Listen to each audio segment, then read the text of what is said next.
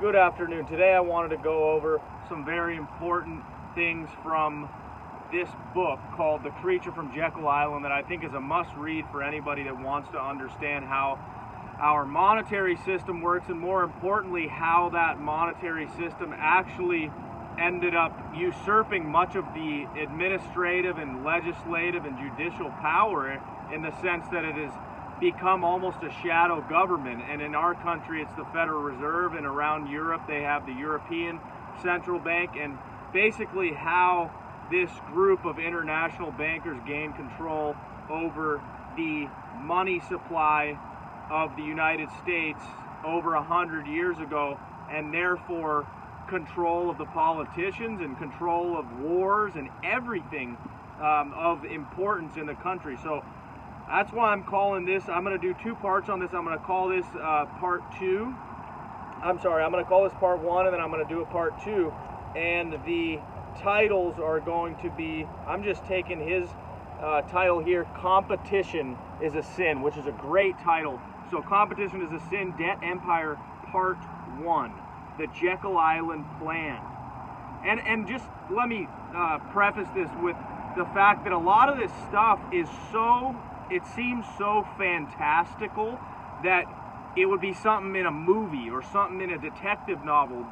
All he's doing is recounting with detailed research the people and the events that went into the creation of this monstrous organization that basically runs everything from the shadows, but it's not if you look at it closely. So I've really taken an interest in this stuff because I believe it's important to be informed about these things, because that's the only way we're going to be able to have opportunities and increase our standard of living, instead of having it constantly decreased and not knowing why. And that's why the issue of debt is so important in our own lives, but also in the life of our country and in our world. So anyway, here we go on the Jekyll Island Plan.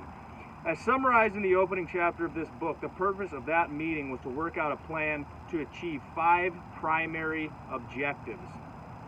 Number 1, stop the growing influence of small rival banks, and to ensure the control over the nation's financial resources would remain in the hands of those present. Number 2, make the money supply more elastic in order to reverse the trend of private capital formation and to recapture the industrial loan market. Number 3, pool the meager reserves of all the nation's banks into one large reserve, so that at least a few of them could protect themselves from currency drains and bank runs. Number 4, this is perhaps the most important one, and this is so applicable today. Number 4, shift the inevitable losses from the owners of the banks to the taxpayers. Number 5, convince Congress that the scheme was a measure to protect the public. Right, and so this is, a lot of this stuff was done by chicanery, was done by fooling the politicians who put the legislation through into thinking that this was going to be an improvement. And basically, so the next part, it was decided that the first 2 objectives could be achieved simply by drafting the proper technical language into a cartel agreement and then reworking the vocabulary into legislative phraseology.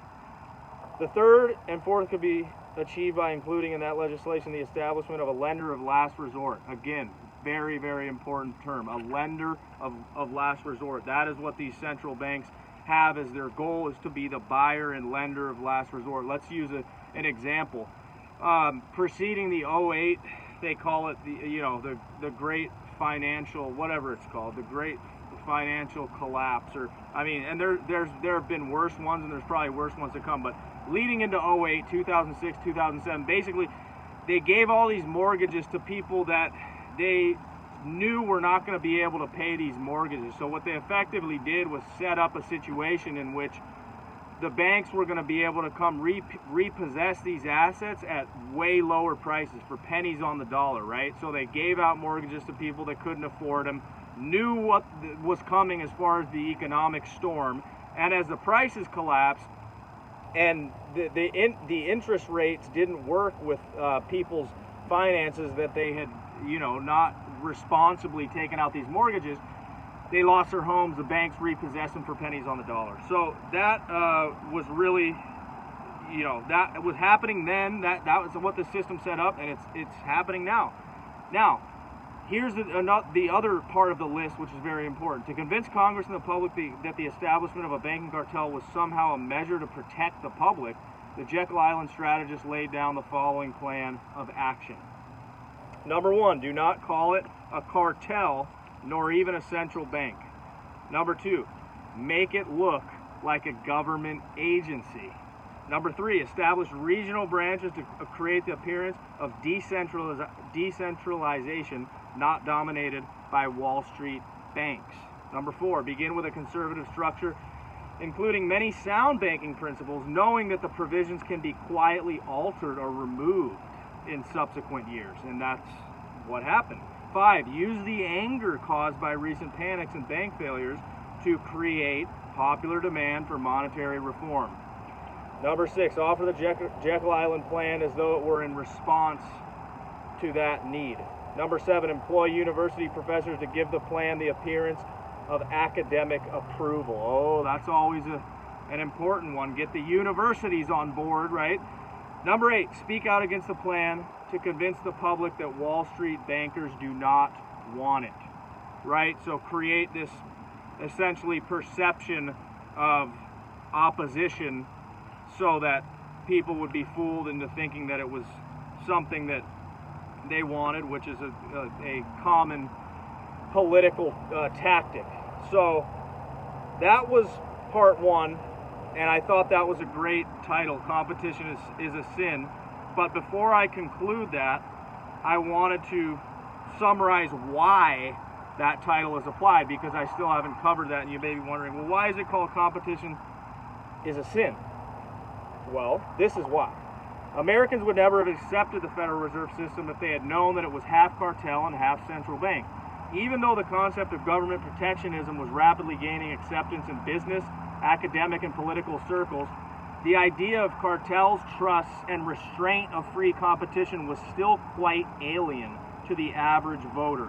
And within the halls of Congress, any forthright proposal for either a cartel or a central bank would have been soundly defeated. Congressman Everest Hayes of California warned, "Our people have set their faces like steel against a central bank."